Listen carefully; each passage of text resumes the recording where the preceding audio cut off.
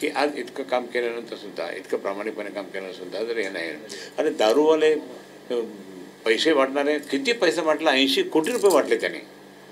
म्हणजे कुठे गेले इन्कम टॅक्सवाले, कुठे गेले त्या ठिकाणी पोलीसवाले, कुठे गेले त्या ठिकाणी निवडणूक आयोगाचे लोक, कुठेच काही. अशा पद्धतीने जर होत असेल तर मनाला दुःख होतं. आणि आम्ही एकनिष्ठ आहोत उद्धव साहेबांचे. मी तर पक्षाचा, शिवसेनेचा नेता आहे.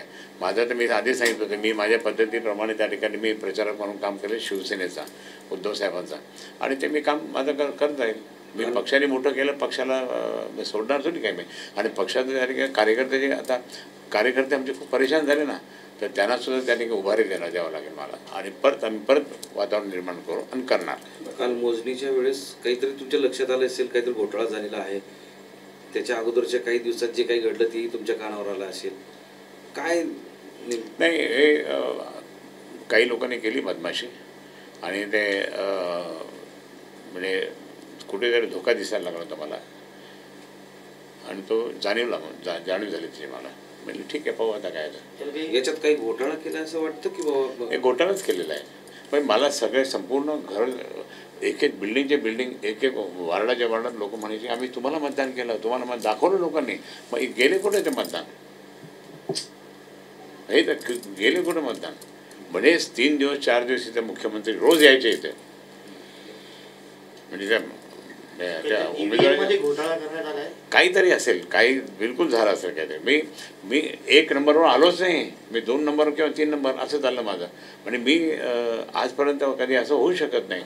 100% त्या ठिकाणी लोक मला, म्हणजे मी आमदार, पहिल्या वेळेस आमदार झालो होतो त्यावेळेससुद्धा एक मतसुद्धा मिळायचं त्याच्यामध्ये. काही अशा ज्या एरियात आम्हाला मतं मिळत नाही त्या एक तरी मत मिळायचं, पण बाकी आपल्याकडे एकदम भरपूर मिळायचे.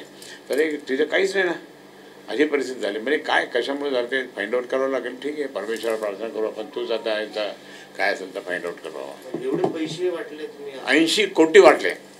ना इन्कम टॅक्सवाले नव्हते, ना इलेक्शन कमिशनवाले नाही, ना पोलीसवाले नाही, ना अधिकारी कोणी नाही. मस्त चाललं त्यांचं, इकडं पैसे तिकडं पैसे तिकडं पैसे.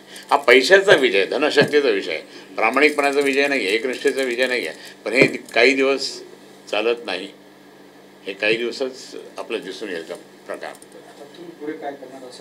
मी शिवसेनेचा नेता आहे. मी शिवसेना वाढवण्याचं जे काम करतो. आता जिथे जिथे असे प्रकार झाले असेल तिथे त्या ठिकाणी परत कार्यकर्त्यांना गोळा करून त्या ठिकाणी हे करून शिवसेना वाढवण्याचं मी काम करणार आहे. प्रचारक म्हणून काम करणार आहे मी. जे प्रचारक म्हणून मी शिवसेनेचं, मी दिल्ली, उत्तर प्रदेश, उत्तराखंड, जम्मू काश्मीर, तामिळनाडू इकडे सगळीकडे गेलो होतो. ते मी पक्षाचं काम करेल.